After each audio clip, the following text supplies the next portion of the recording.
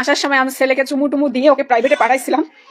আর আল্লাহর কি বলছিলাম, ফিয়ামানিল্লাহ, আল্লাহ তুমি আমার ছেলেকে দেখো, যদি আমি বেঁচে থাকি, আমার ছেলে যদি বেঁচে থাকে, একদিন ওই নরপশুর কাছ থেকে কত ছোট থেকে দেখতেছি যে ওর মা কতটা অত্যাচার সহ্য করছে, নিজ চোখে দেখছে। ঠিক আছে, যদি সে বড় হয়ে বুঝে তার মার কাছে, সে অবশ্যই আসবে, অবশ্যই আসবে। আমার ছেলে হচ্ছে বিলাসিতার ভিতরে বড় হয়েছে ছোট থেকে।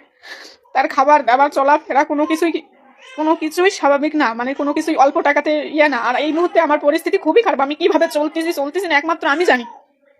ঠিক আছে, আর লেখাপড়া আছে, প্রাইভেট আছে, তো সবকিছু ভেবে চিন্তে কিন্তু আমার ছেলে ওখানে আছে। ঠিক আছে,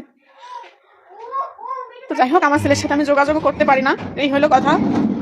আর আমার মেয়েটা আমার কাছে আছে, তারও কোনো খোঁজ খবর নেয় না। ও ঠান্ডা জমা, মানে কাশি মাসি অনেক কিছু হয়েছে। ওর চোখে একটা সমস্যা ছিল, ওর চোখের একটা ডক্টর দেখাইছিলাম।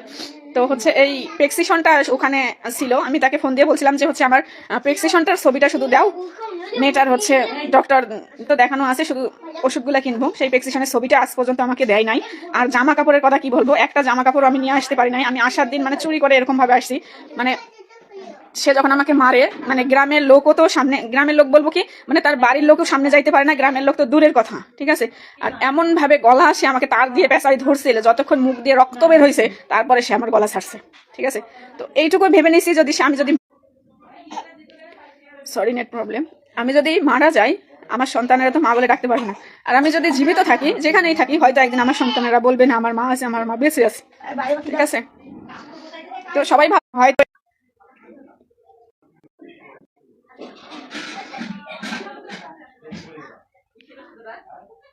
নেট প্রবলেম হচ্ছে।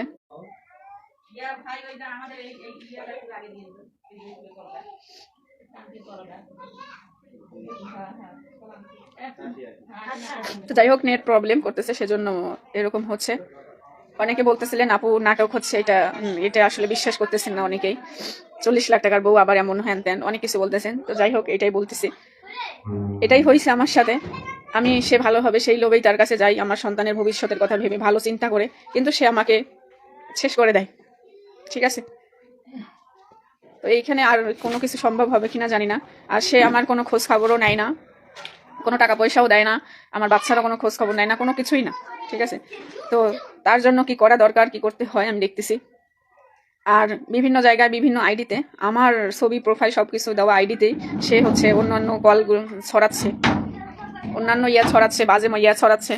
তো মানে বলার ভাষা নাই এরকম। আর সেজন্যই বলতেছি, আমার জাস্ট এইটাই আইডি, আর কোনো আইডি নাই।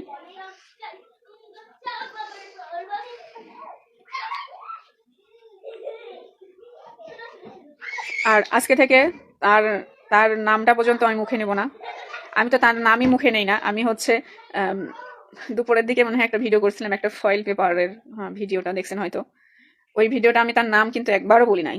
ঠিক আছে, তো সেটা নিয়ে অনেক কথা বলছে। তো যাই হোক, আল্লাহ বিচার করবে, সবকিছু আল্লাহর উপর ছেড়ে দিছি। আমি যদি সত্যি কাছে, সেজন্যই যাই বারবার, যে যদি সে লোকটা ভালো হয়। লোকটা তো এরকম ছিল না, কিন্তু না, এটা হয়তো নাই আমার কপালে। এই যে এই কপালে মনে হয় ওই 5-6 বছরে আল্লাহ সুখ রাখছে, এরপর আর রাখে নাই। তো এটা আমি মেনে নিছি।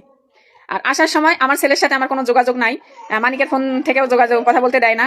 আর ওর বোন, ওর মারা কেউই আমার ফোন ধরে না। তো আমার ছেলের সাথে কোনো যোগাযোগ নাই। আমি